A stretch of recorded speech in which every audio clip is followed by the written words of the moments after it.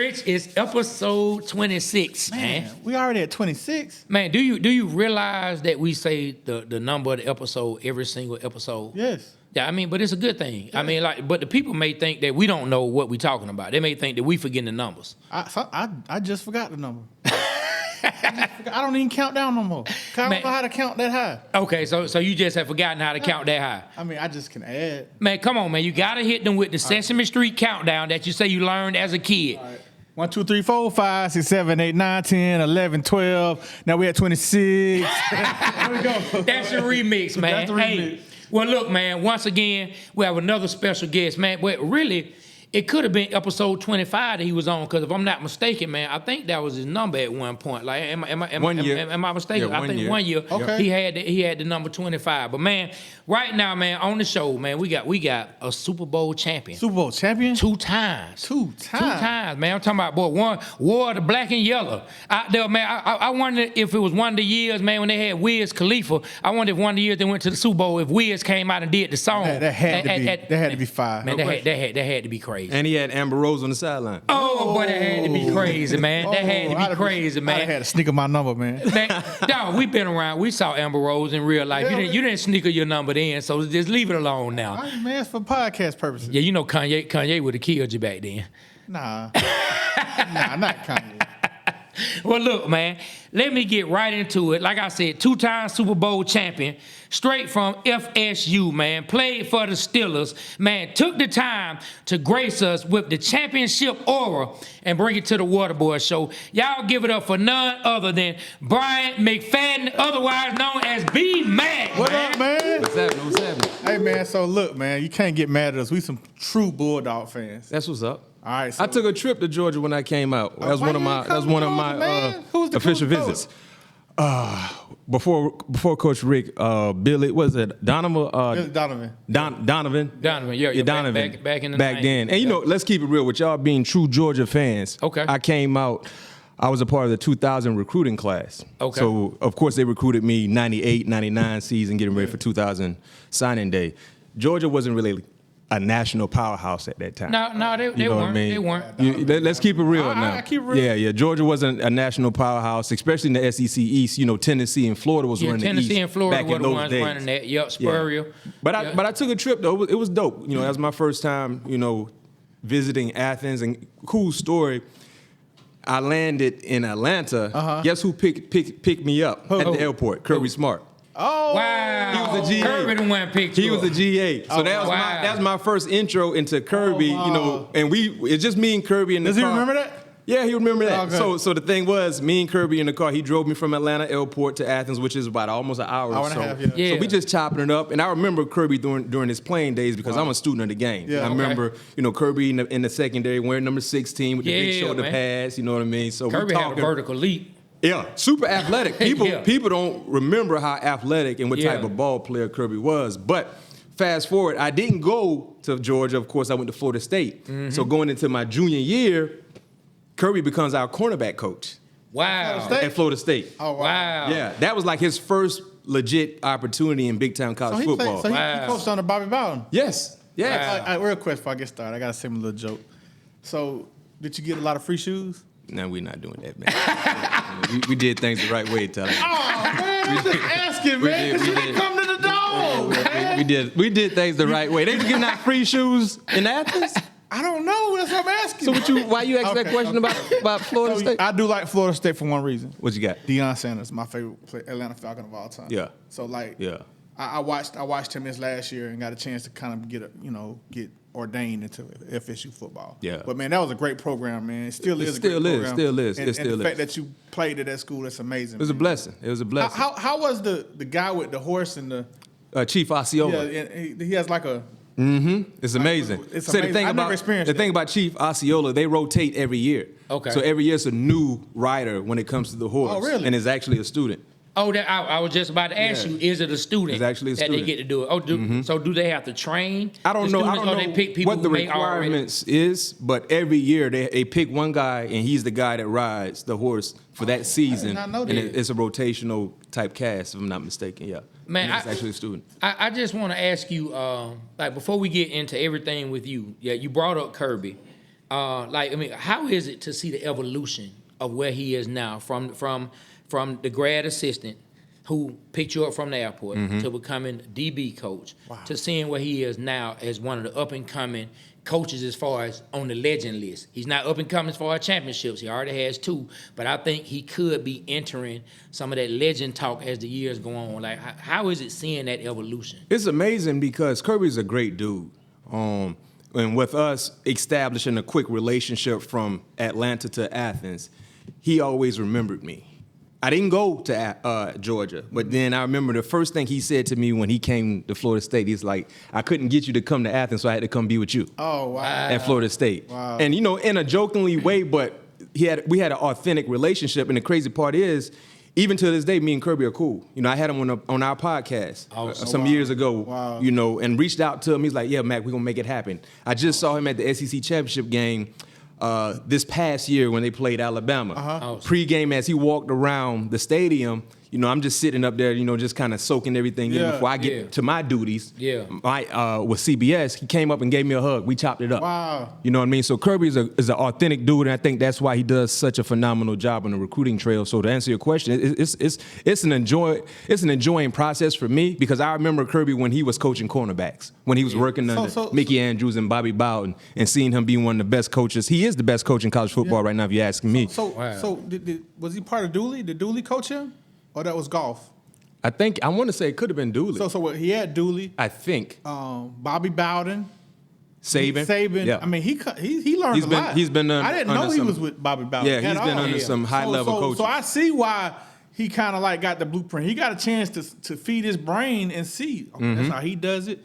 I mean, Vince Dooley, Ray Goff. I mean, not Ray Goff did good, but he probably saw how not to do it. You know what I'm saying? Yeah. Nick Saban. Like, I didn't know he had Bobby Bowden. I'm totally impressed. And you know what? And then, too, a lot of it comes down to how we're personally wired as well. Yeah, so of course. I'm give all those coaches course. their due to what he learned from them.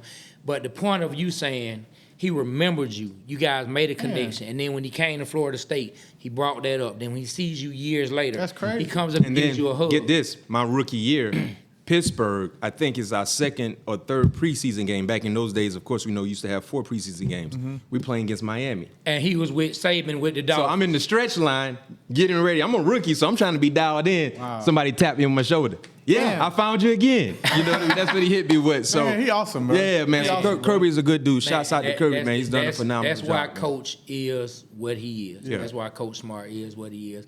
But look, man, let's dive right into some. But I do have another question. I'm gonna dive right into something tough, man.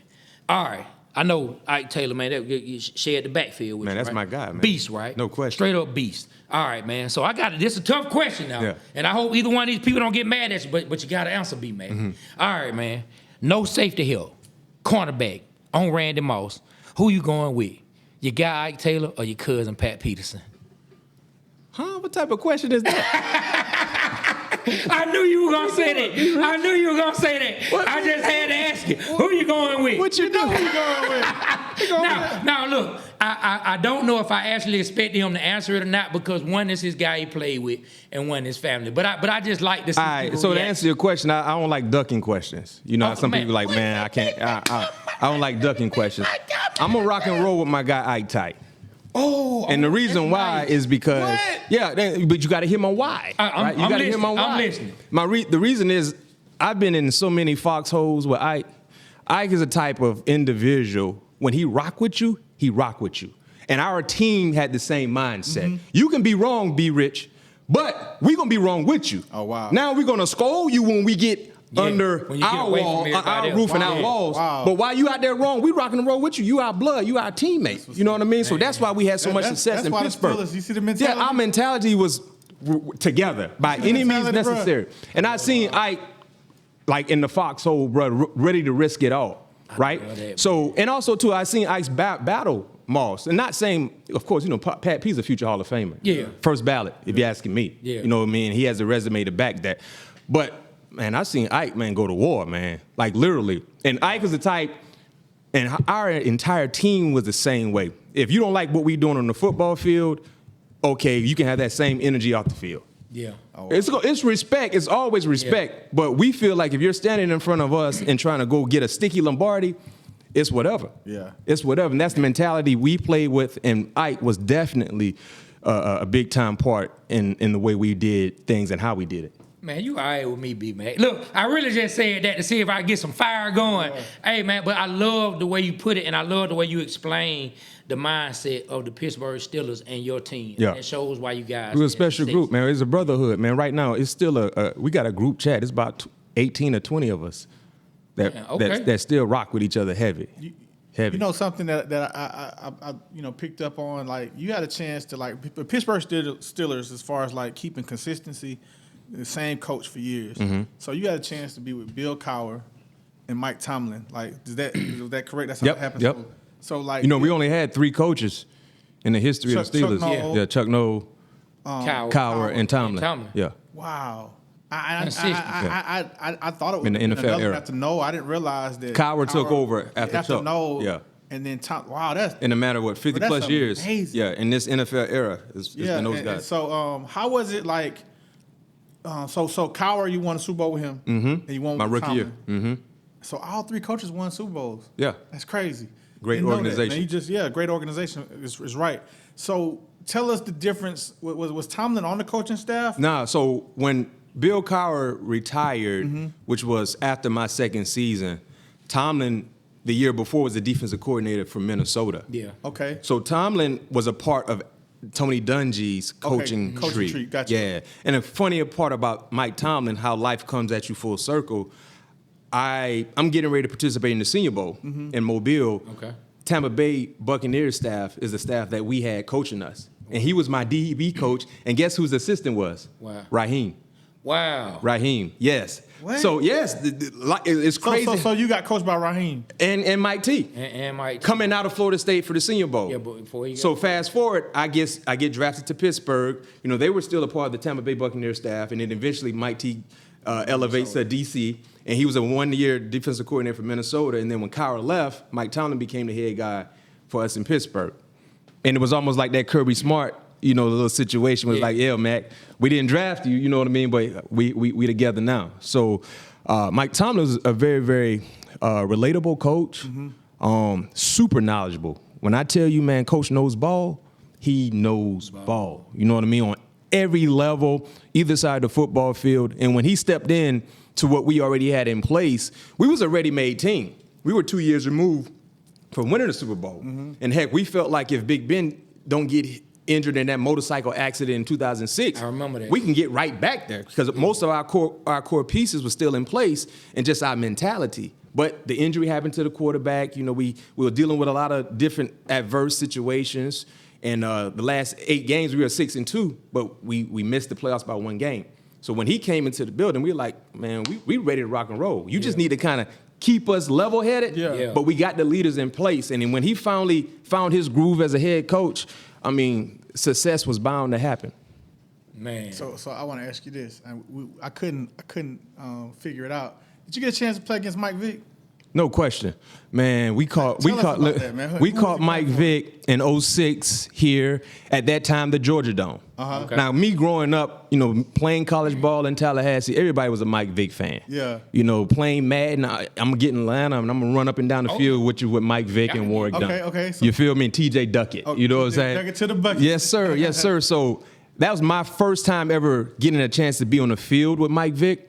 And we was already hearing these stories, like the Mike Vick stories, you know what I mean? And, of course, being a fan of the game, you're like, okay, this is different. Yeah. And I was starting that game, and I remember we ran a cornerback blitz. The name of our blitz I still remember to this day because this is one of Coach LeBeau's staple cornerback blitzes. Dime away, weak cobra white, right, which was a blitz from the weak side, which was the short side of the football field usually. Okay. And it was a blitz that would consist of either me and our backer or me and the dime player, which would be Treyboy Polamalu. Okay. So what we usually would do is we would run a X stunt in the blitz concept. Basically mean Troy goes up the field, I come underneath Troy. So Troy's the containment in the blitz. Okay. So at this time, I'm already knowing I'm blitzing. So I'm in my mind, I'm like, this is not a regular quarterback. I got to really be ready. My shoes got to be tied tight because he might hit me with an and get up out of there. Hit you with a what? Say it again. And get up out of there. And on that field turf in Georgia Dome, when he had them chrome bottom cleats to the Mike Vicks on. Yeah. So check this out. We running the blitz, and I didn't want to be too early because if I'm too early, offensive lineman, they pick it out. Vicks know where it's coming from. Yeah. I don't want to be too late because I never get there. So I'm trying to time it up perfectly. Long story short, Troy goes, I run the X stunt underneath. Vic sees both of us and splits us. What? Right? So when he splits us, I'm like, it's a conflicting situation that I'm in. I'm supposed to be trying to tackle him, but I'm in an awe moment, like, oh shoot, how you do that? Yeah. Right? So it's conflicting for me because I'm in the game, but I'm like, oh, dang, that was sweet. Yeah. I look back, I never seen two dudes in my life run as fast as Vic was running with Troy Polamalu chasing him. Wow. And if you look at that highlight, you know exactly the play. I can't remember if it was in the first half, the second half, but they were going in. It was on the plus 50.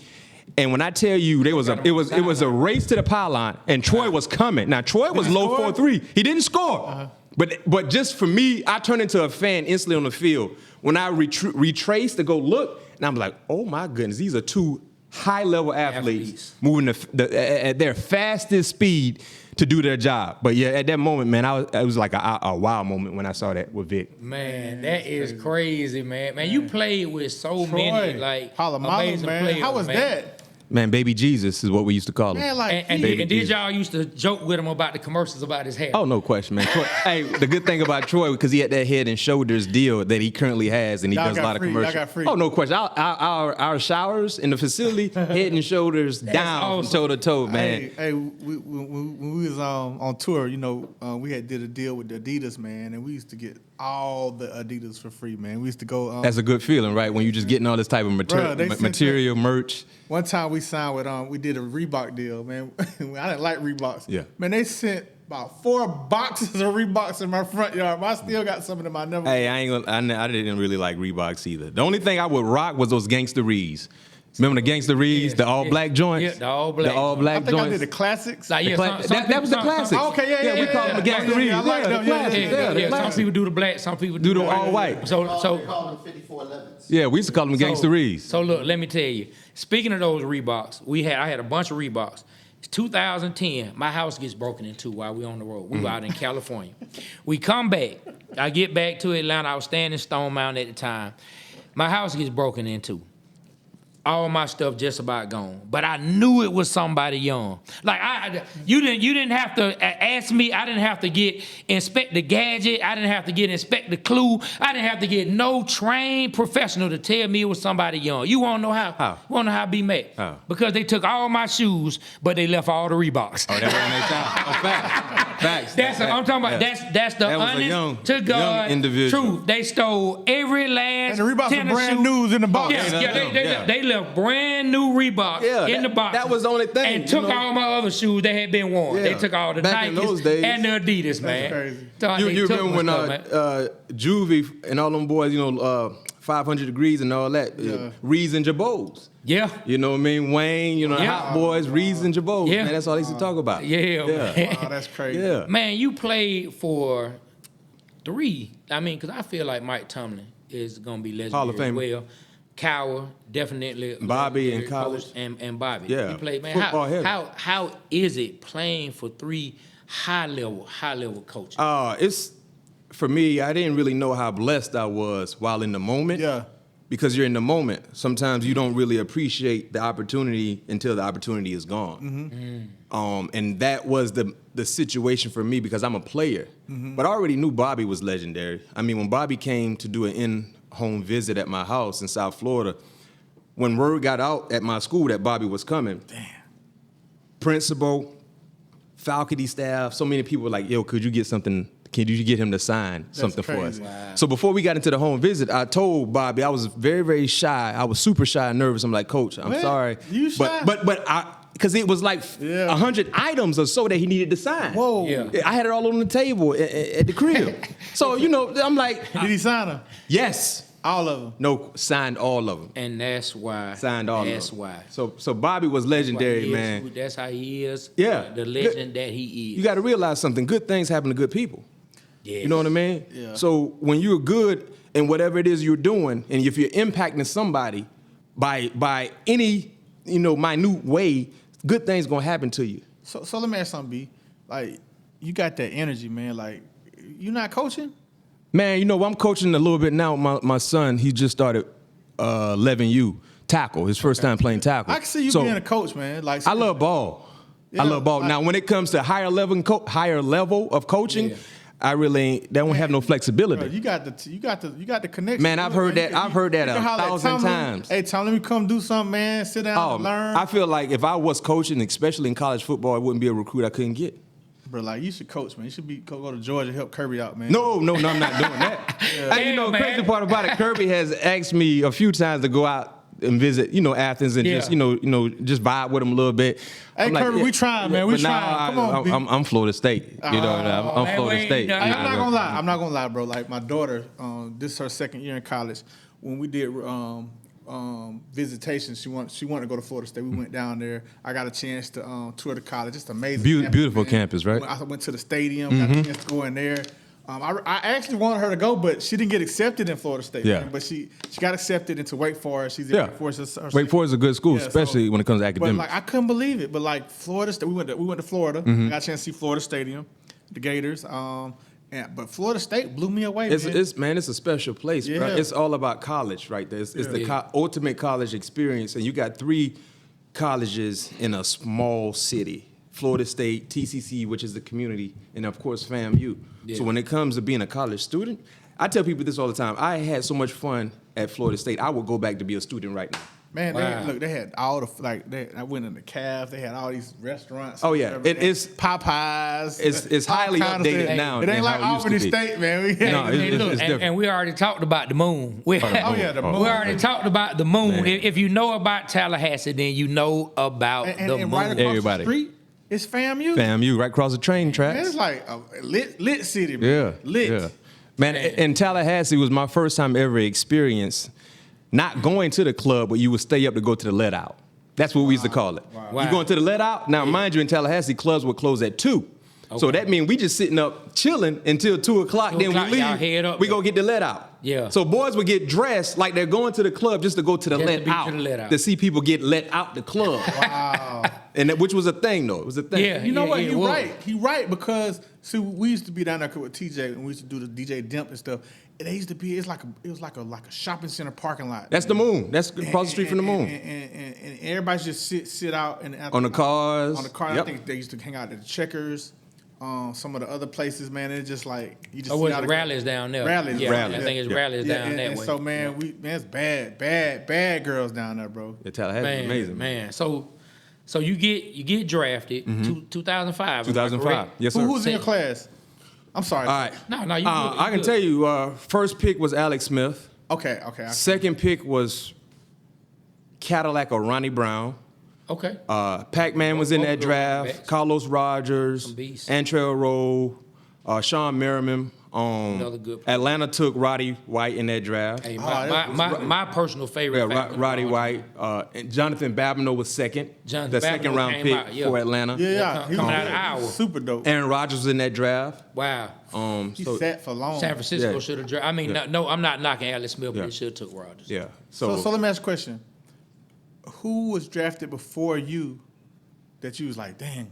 Man, I was drafted in the second round, and I was like the 12th or 13th corner to come off the board. So the guys that were drafted before me, cornerback-wise, of course, I just mentioned Pac-Man. Okay. Antrell. Okay. Carlos Rogers. Okay. Marlon Jackson from Michigan went to Indy. Okay. Calvin Hayden went to Indy from Illinois. I remember that name. Fabian Washington, Stanford Routt, Nick Collins, who was kind of like a safety corner coming out of Bethune, but he played safety. He remembers, man. Who else am I missing? I think that could have been about it. So you was the 13th corner. I think it was like 12 or 13. Something like that. And how did you feel? I was pissed. Yeah, let's talk about that, man. So draft experiences for some people are different. There might be only 4 or 5 guys in the entire draft that are they're happy with where they went. Those are usually guys that go top 5. Everybody else feels some type of way because they felt like they should have gone earlier. Just the expectations. Yeah. Expectations is a disease that unfortunately we all have.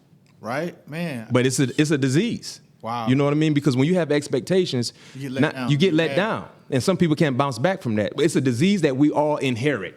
Yeah. And it's not dormant. It's always visible. Yeah. So for me, my expectation was first round or higher in the second round. I actually thought I was going to get drafted to Atlanta. Because I remember back then, the draft was on Saturday, and it would go through Saturday and Sunday. Yeah, it would. Yeah, so Friday, They would do first, second, and third on Saturday. Friday, I'm in Miami.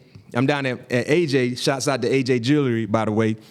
Looking at some pieces. Yeah, I'm trying to get laced. You already know. Look at some pieces. Yeah, I'm trying to get Hey, laced hook up us real up too, decent. man. Yeah, I'm trying to get. And I still rock with AJ to this day. Great dude, by the way. So I ended up having a phone interview with I forgot who the GM was, and I spoke briefly to Mr. Blank. And he was just saying like, yo, you know, we like your style of play, blah, blah, blah. I remember the year before they had took D Hall I remember that. in the first round from VTech. Rich McKay. Yep. It was Rich, yeah, that was the GM. So we're having a conversation. So I'm like, oh, man, this might be, Atlanta ain't that far from, Tallahassee. So I'm like, man, listen, man, that could really work out well. Yeah. So now my mind go, maybe Atlanta in the first. Expectations. Like I tell you, it's a disease you don't want, but you got it. Yeah. Mind thinking about Atlanta take Roddy. Now, I played against Roddy at UAB. That's my senior year, so Roddy was a straight dog. So I knew he was first round. Okay, I actually thought Roddy would have been gone before they got Atlanta picked him. Yeah. So if he's still there, of course it makes sense. You got to go get Roddy. So now I'm like, what the freak's going on?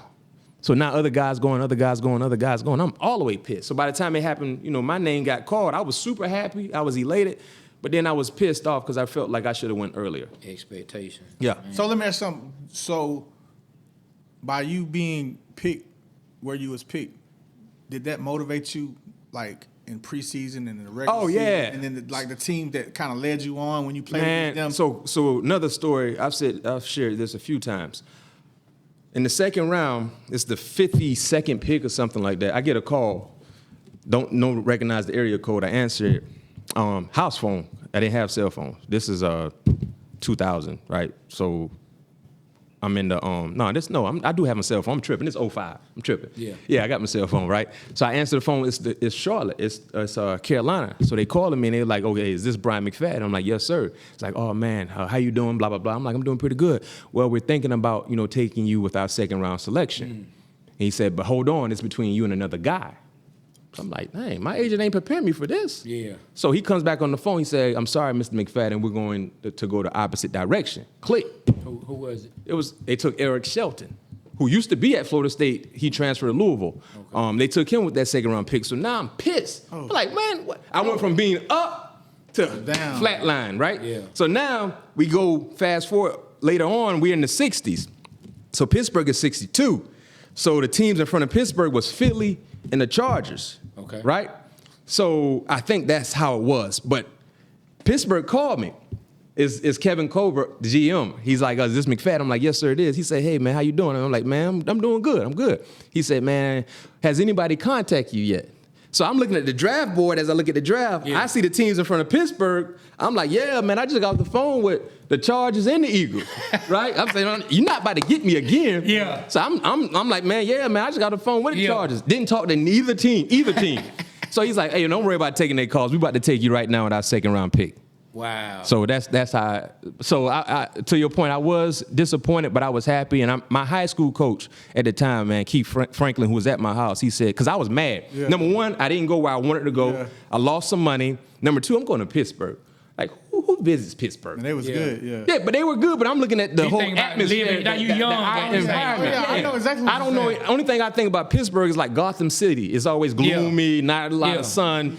My coach told me, he said, man, listen, man, you're going to a championship organization. Every year you're going to be in the playoffs. I hear him, but I'm not hearing him right that moment. because you're young. But it worked out. It worked out well for me, though. Man, well, one thing that's for sure, God puts us where we're supposed to be. No question. You know what I mean? Like sometimes the journey seems like you're veering off to the left or the right, or it may seem like it's taking a long time to circle back.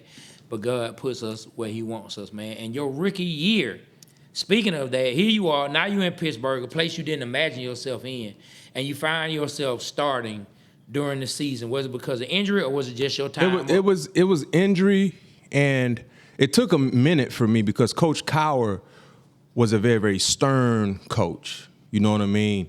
And I remember he told me after the season, he was like, I was hard on you because you Florida State guys you always come in thinking you know everything. Oh, Right? wow. So in my mind, I'm like, well, dang, coach, what they got to do with me? I never gave you that type of vibe, right? My name but, is B-Man. Yeah, but it took some time. My first 4 games, I was inactive. Yeah. So I'm actually thinking I'm like some coleslaw out there. Like, I'm trash. I didn't know guys don't dress every Sunday. I didn't know that. Yeah. So I was going through that process, and mentally I was going through a lot because that was the first time in my life in anything athletically when I wasn't starting. Yeah, that got me. Like I wasn't a player, contributing to some degree. Not even suiting up. And not even, getting a helmet. You know what I mean? Even when I wasn't starting at Florida State, I was still playing to some level. Yeah. I didn't get dressed out. And then I was seeing some of the other guys in my draft class, they're playing, they're dressing out.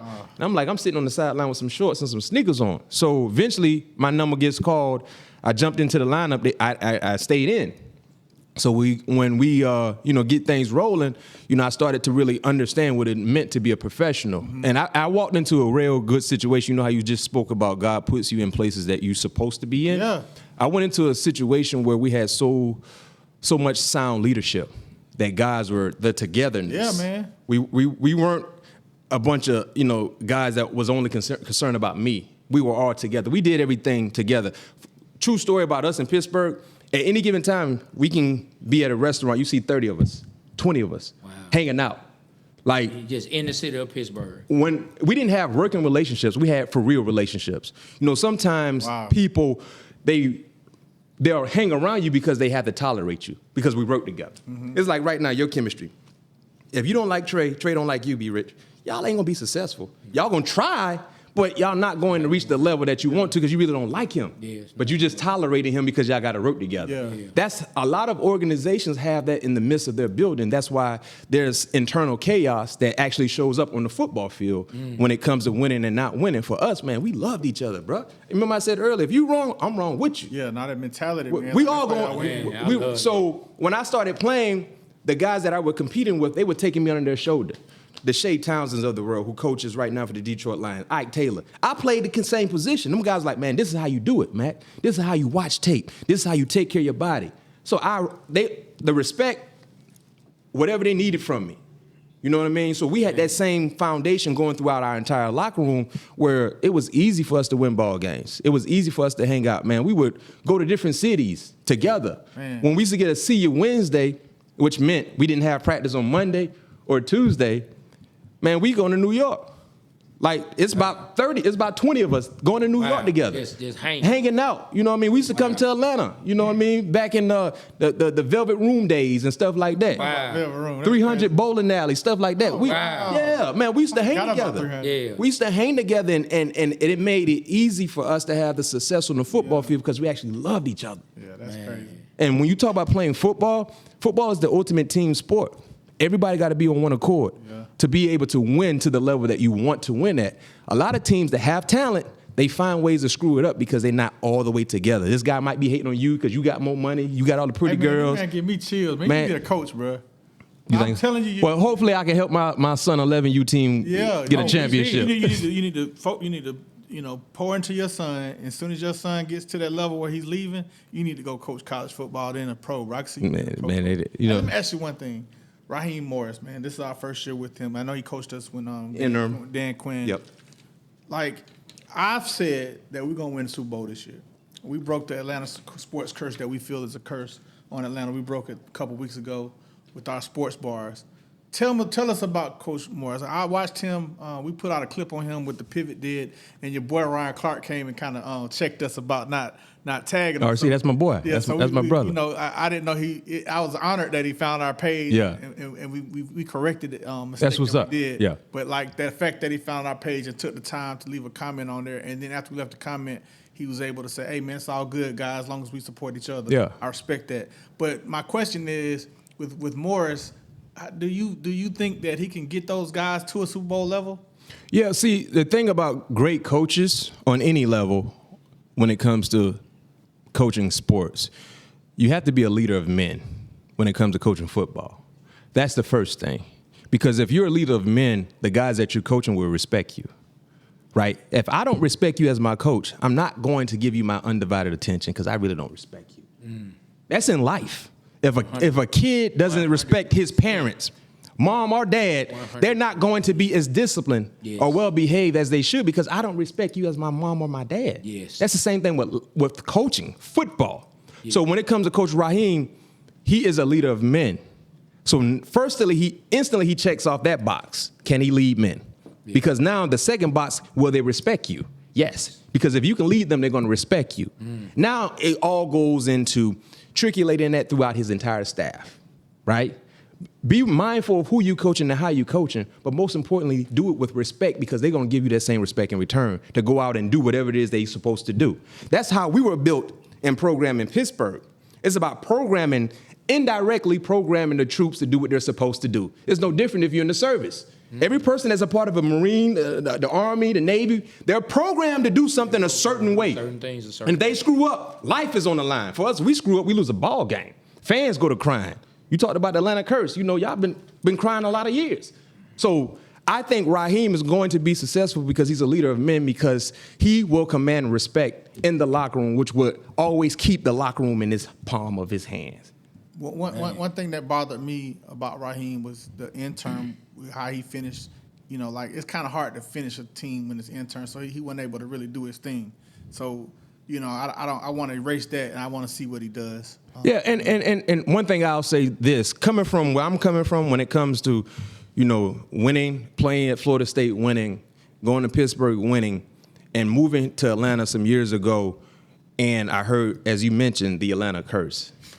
Oh, it's broken. But hold on, but hear me out. And hear me out, fans, right? For all you fans that root for certain teams here in the city, hear me out.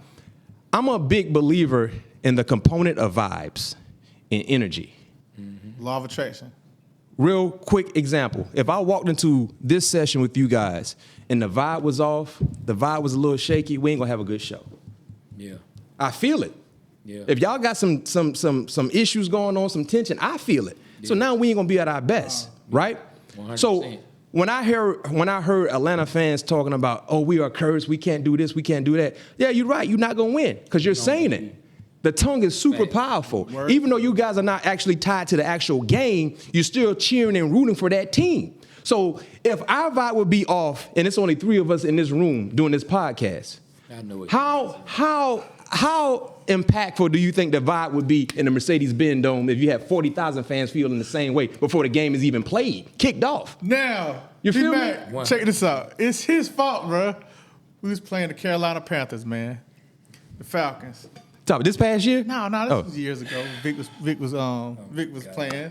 And I've been saying this. Your words and your feelings have power. No question. What you speak out of your tongue have power. The tongue is super powerful. You speak life or death on yourself. This joker, this ninja says, hey, man, Vick's prone to fumble around here. He go fumble. Bro, Julius Peppers sacks Vick, picks the ball up, and runs a touchdown right after you said that. Yeah. It was his fault. It was not my fault. It was your word. B-Mac just confirmed everything we said. It's your fault. Thank you, B-Mac kicked some knowledge. I believe you, man. He kicked some knowledge. Was real. Hold on. His conviction. He did. I'm talking about, man, super intelligent. It's your fault, bro. I'm talking about, man, articulate, man. The man makes you pay attention. But hold on. Your words. Thank you, this B-Mac. is what I say to him. Yes, I got chills. This is what I like to tell you. When I have chills. This is what you just ate a popsicle before you came in. That's all that is. This is what I tell him. Yes, words do have power. Okay. I believe in words and energy. But I do believe when it comes to sports, it's your life and your walk with God. I'm just watching it. Let me just finish. You have an impact. Let me just finish. Let me just finish. And trust me, I listened to what you said. Let me just finish. I do still feel like, yes, I'm watching, but it's your walk with God. And as much as I want you to win, or as much as I may want another team to lose, my energy ultimately is not going to affect it. I'm gonna tell you why. And I've been saying it. 2 reasons. We're not listening to you, Trey. 2 reasons I know. We don't believe you. The number one, I am a Falcons and a Hawks fan, and they ain't won nothing. I've been saying they gonna win since. Hold on, let me get number 2. But it ain't just. And number 2, the key thing he missed. Number 2, I've been saying Tom Brady gonna lose since the tuck rule, and this man win again. So, let me count it down. Let me count it down. Again, and again. I gotta get to 7. I gotta get to 7, though, B-Mac. You gotta let me get to 7 again. Again, and again, and again. And I'm sick of it. But Trey, let me ask you this question. Go ahead. I'm listening, bro. Honestly, with you being a Falcons and a Hawks fan and saying they're gonna win, were you actually believing that, or were you just saying it? Yes. Because you know why I disagree? So listen, I haven't believed it every year, but there's been times I did believe it. I believe it this year. And we did not win. This year. We went. We're winning it this year. And see, a lot of fans feel how you feel, so the aura and the energy is gonna be a little different. But when you talk about a city saying we got a sports curse, that's crazy. Y'all help put the curse in place. Because you walk into the arena or the stadium already with disappointment on your mind before you see everything. It's broken. We're gonna see. It's broken. We're gonna see. But check this out. And when it comes to momentum, I say this all the time when I talk to people who are actually watching the games. Okay, I'm listening. Momentum is a funny thing. You can't see it, but you can feel it. But it's happening. How many times you feel it when you're in the living room when you're watching the game? Man, I see it. You see it. The game has turned. You already know the game has turned. Us as players, we feel it as well. You feel it. You know what I mean? So the energy is super important. So for all the Falcon fans and Hawks fans, if you continue to feel, man, we're going to do this, but. That's what he said. You feel the vibe. You feel the vibe. That goes on to the players. Listen, vibes are real. Our fan base in Pittsburgh. Felt you saying he's going to fumble. He felt that energy. Our fan base in Pittsburgh, there's never a shaky foundation, and we feel that same vibe. Let me tell you. Like I'm with you. I'm with you on energy. I'm with you on vibes. Once again, though, this just me, and you know it's good that we have different perspectives because that's what life is about. No question. I just feel like when you out there on that field, that's your walk with God. You and those brothers. Ain't got nothing to do with God. Hold on, brother. No. As for fans, it doesn't. But for the players playing, that is their walk with God. It's part of the story that God gave them in their real lives. All right, I got you. I can't control what them and God. Hold on, let me finish. Like, cause this is serious. Mm-hmm. Like, I can't control what them and God want to have happen. Like, I can go out and do something. Somebody can wish against me as much as they want. They can put all the energy. They can get with 1,000 people. Hold on, let me say this. They can get with 1,000 people with their negative energy towards me. But if me and my God understand what we doing and this is supposed to happen and I'm putting everything in it and all I got to do is just depend on him to do the rest, I do me, I don't care how bad. But the thing you forget, let me say this what you said. He said the key thing that made sense to me and it circled around. If me and you are having some negative energy, having a fight, and he walks in, he's going to feel that. That's the well, point. the fans be feeling it because the team done lost and broke their heart. No. So the fans, you just gave it to me. The fans walk in the stadium. Trey, as a player, when you walk into that stadium, when you come out of the tunnel, you're warming up. You can feel the vibe. Yeah. So I wasn't a part in this hypothetical. I wasn't a part of y'all tension. I don't know what y'all arguing about. But when I walk in, I'm gonna feel something off. Yeah. So now I'm gonna be a little defensive, maybe a little protective, because I don't know what y'all got going on. You gave me a different person's perspective to look at it because you're telling me from a player's perspective. Yeah. And I respect. I like respect. that, man. I respect your opinion on it. That same mindset that you have right now for Atlanta. I do. How you feel about Atlanta right now? You feel like you got a shot, right? Yes. Yeah, I you do. feel like you got a like- shot. Oh, we're going to Super Bowl winning this. You going? Yeah, I don't know if y'all going that far. We're going to but win. I ain't Hey, look at me. We're going to Hold on. win. He just told you. I said He that. just told you your words matter, Yeah. and then he told you that they don't matter. Look. I want to say one thing. He just lifted you up. Okay. He lifted you up. Okay, so look, So I let you down. got one thing. So, when Russell Wilson steps out on the field, the first game, How you feel it's gonna be Russell? I mean, Hey man, see now he kicking somebody. okay, but hold on. If Russell Wilson steps out on the field, and you are the DJ, No, we not doing that. Yeah, I saw y'all did that. I saw the clip. Yeah, we not doing that. what's the first Future song you gonna play? I'm not. Why I gotta You play gotta Future? play it. You gotta play it. My favorite Future song is March Madness. Okay. That March Madness. So that's boy. the one you're going to play. That March Madness go It's hard. hard. Man. All right. Yeah, that's what I'm playing. All right, But whoever it is, we're going to be ready to rock and roll first game of the season here in Atlanta. Look, and I'm putting all my energy towards it. The Steelers are going down week 1. You can I've already put it out. It don't matter what you putting in. No, my energy's out there. It's out there. Hey, look, it's 2 against 1. It's 2 against 1. some When you walk into the room, you feel the vibe. Yeah, You feel the vibe. but the thing is, you feel the ass whooping coming on.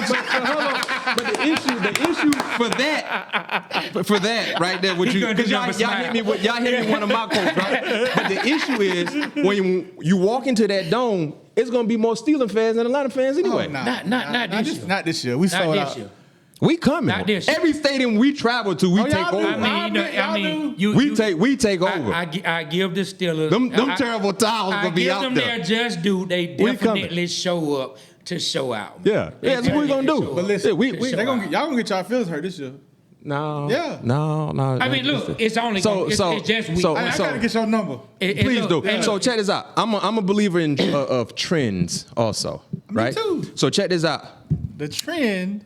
2008, who won the NBA championship? I don't know. The Boston Celtics. Okay. 2008 was also the year of the summer. Yeah, was the year of the Summer Olympics. Okay. Right. Oh. Yeah. Who just won the NBA championship?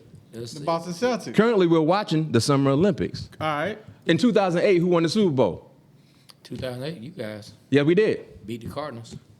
Yeah, we did. In a year where no one thought we had a shot because of how difficult our schedule was and a lot of other things that was going on. We won. The Super Bowl right now will be in New Orleans, right? 50, yeah, in New Orleans. 50 years ago, the Steelers' first Super Bowl happened in New Orleans. You see how they just come back at you full circle? Let me full You circle. just Let me out- full circle. you see how Let they me come at you full circle. So you got to realize, right? Who's our rival? The Saints. Where we gonna win our first Super Bowl at? Oh, now if that happened, you ain't got nothing to say for me. I'm saying that's where we're going. If y'all do that to New Orleans, That's where we're going with it. they really don't like y'all. That's where we're going. And y'all don't. I love that rivalry too. By the way, All right, we gonna be rich if that happened. That's gonna happen. Man, y'all got to You take gonna over the remember- you city. gonna hit- So the crazy thing is, New Orleans almost had a chance to play for a Super Bowl here, but that's when the thing happened with the last the bad interference Against the call. Rams. Against the Rams. You're right. And look, yeah. people were getting billboards. Saints fans were getting billboards with negative stuff already said about the Falcons, thinking they were gonna come here, some with some money, but they end up not making it. If we go, man, boy, the city of Atlanta gonna show up. Oh, yeah, and show. So I feel you on the. And y'all can play Pittsburgh again in the Super Bowl. I'm okay with that. Okay, like we can do that. Yeah, that can be dope. Cause we AFC. You feel me? If y'all want to find a way to come out of the NFC, yeah, that'd be dope. So B-Mac, something that I want to ask you about. Like, I started off letting the people who may not know you and the ones who already do, talking about, you know what I'm saying, and giving you your just due, man, for being a 2-time Super Bowl winner, man. They won your Super Bowls, though, against the Cardinals. Man, it's one of the famous plays, one of the famous defensive plays made by James Harrison, man. Your defense showed up right before half. Man, it looked like Kurt Warner and them were going to score, man. Take us back to that moment, if you can, when he made that interception and just what was going on through the defense as he rumbled and bumbled his way to the end zone. All right, before I talk about that actual play, I'm going to talk about something that happened the week of prep down in Tampa while we were getting ready for the Super Bowl. So our first day of practice on the grass was like Wednesday.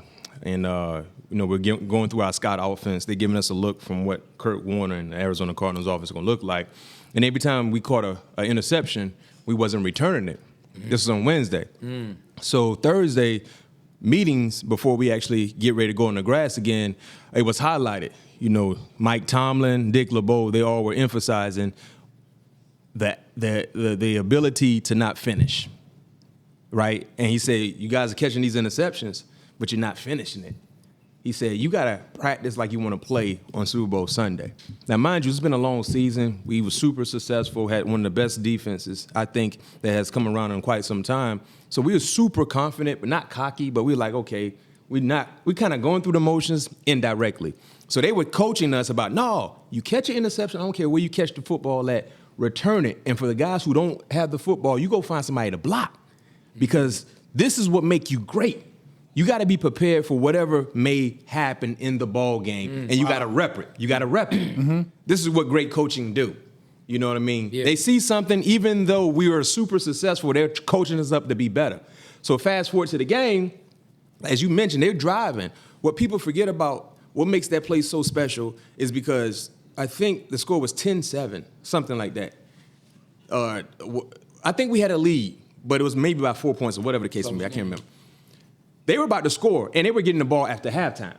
So you talk about almost stealing 2 possessions. You score, and you get the ball out of half. Momentum instantly shift. Worst case scenario, to kick a field goal. That's still great for them because they put points on the scoreboard right before half and they get the ball back. Coach LeBeau called an all-out blitz, something that he loved to do in the red zone, put pressure on the quarterback, don't let him sit and wait. We want to make him throw it when he's not ready. James Harrison, for some reason, who is super disciplined for the most part, decided to be undisciplined and decided not to blitz. He was supposed to blitz. And from James' point of view, I remember he stated, I felt like I would never get there in time, so if I can't really get there to put pressure on him, I'm going to just drop. And Kurt Warner, being a student of the game, Hall of Famer, he knew James was supposed to be coming. He already knew what we were in based on our alignment. So he knew the play. He knew the play. He knew he had action. And it was a generic pick play that a lot of offenses run in the red zone. And 9 times out of 10, it's usually successful because someone's going to get picked because we're playing man-to-man. It's almost like a traffic jam for defenders. We're going to get caught up in traffic. Your car going to get through scot-free and go home. So Kurt knew, oh, this is a given. And if James didn't drop, it would have been a touchdown. But when James dropped, the ball hit him dead in the chest. And Kurt has Kurt was like, what? I had Kurt on the podcast. Kurt was like, man, he wasn't supposed to be there. Wow. I knew he wasn't supposed to be there. I'm like, Kurt, you're right. He wasn't. He was supposed to blitz. So that happened based on James just being undisciplined. And then when he caught the football, if you go back and look at the highlights, you saw a cavalry. Yes. A Steeler defenders. Yes. Because remember I told you what they were telling us on Thursday. Practice. Catch the interception. Go find somebody to block. And make sure you get your teammate home. Wow. So we were able to get him home based on our coaches being great and seeing something that we didn't think was a big deal at the time. Made it a big deal. We corrected it, and it actually worked out for us on Sunday. Hey, was the coaches mad at Harrison for not being disciplined?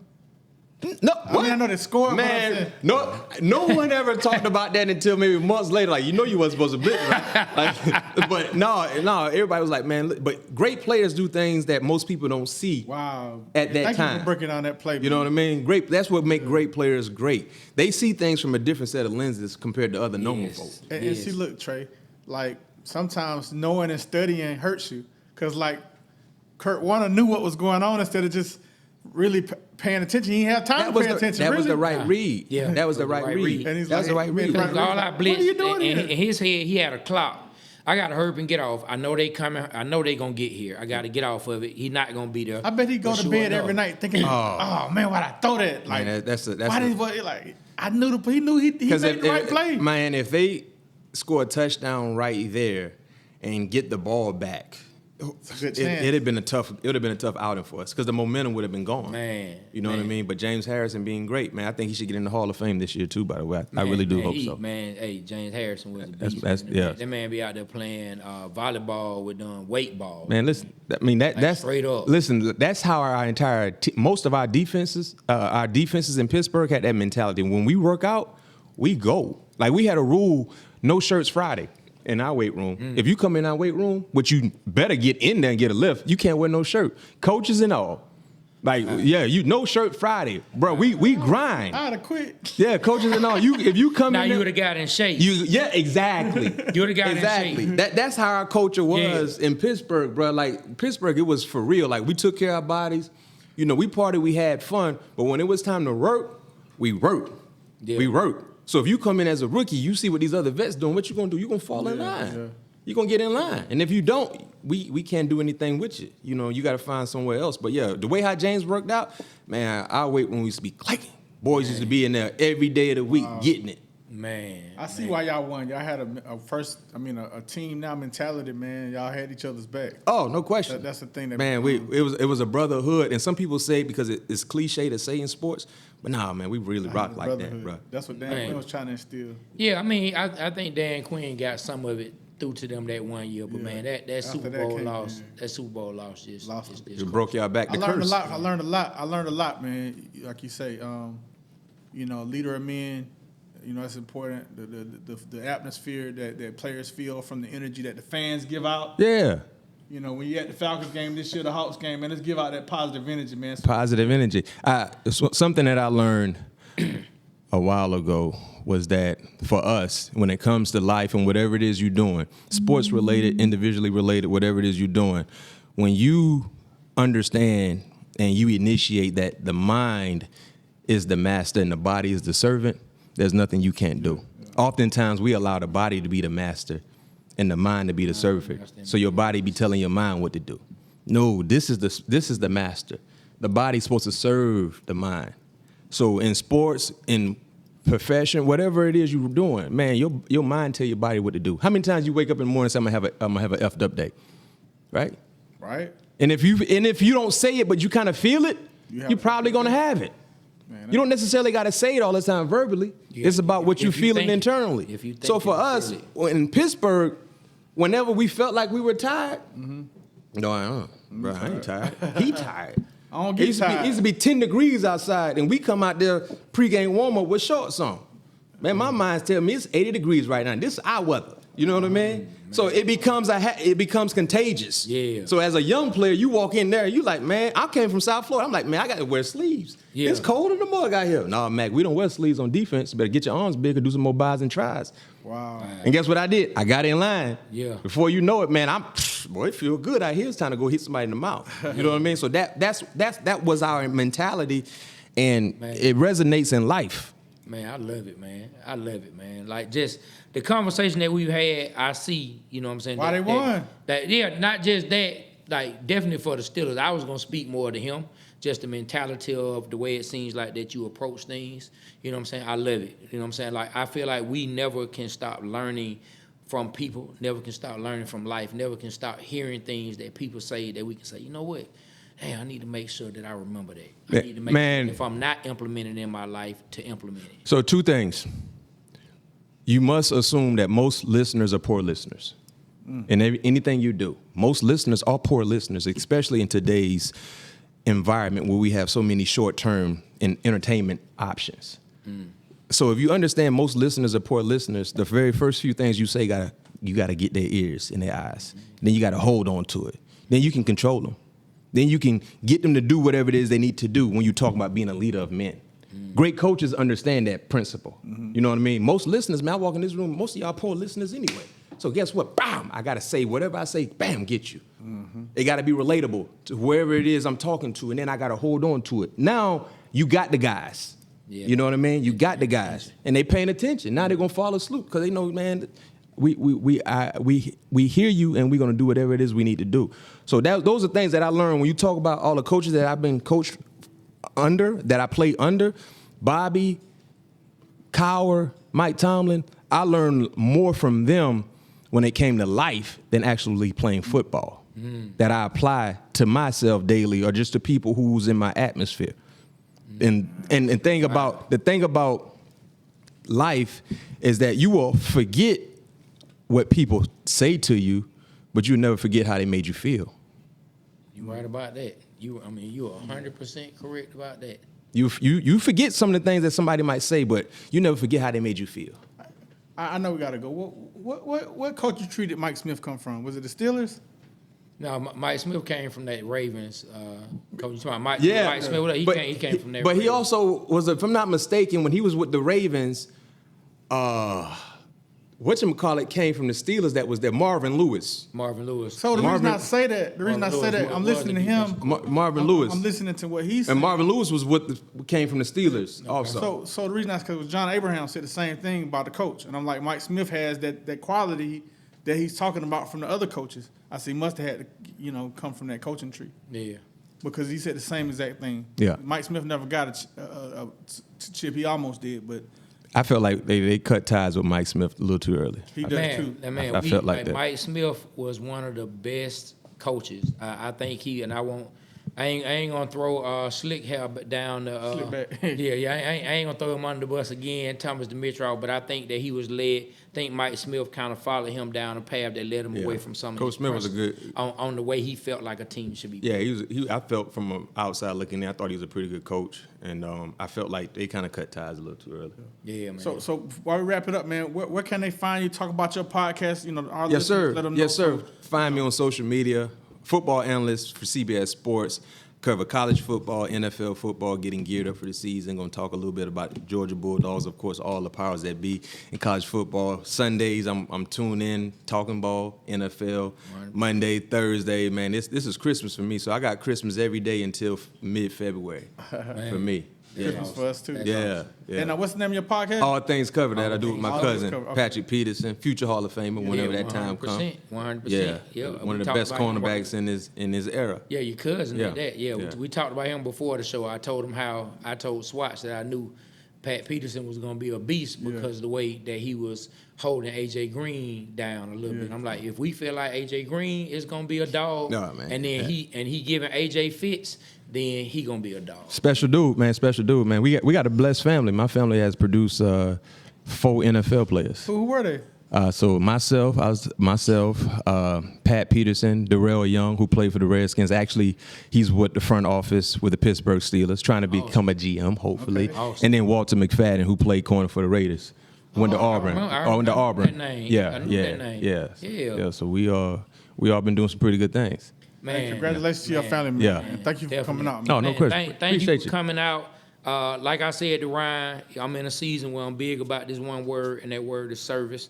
Is there anything like service-wise you like to plug? Anything? Nah, not really. I mean, outside of the service that you. I think my biggest, component when it comes to service is just my action. Not necessarily coming out to try to do something, but just my action. Just doing it. You know what I mean? I feel like when I speak to people, they get something out of it. If I say what's up. You know what I mean? So that's my biggest service, man. Just trying to be me and just leave my aura, my energy when I walk out of the room, or when I walk out of wherever I'm walking out of. That's my biggest service.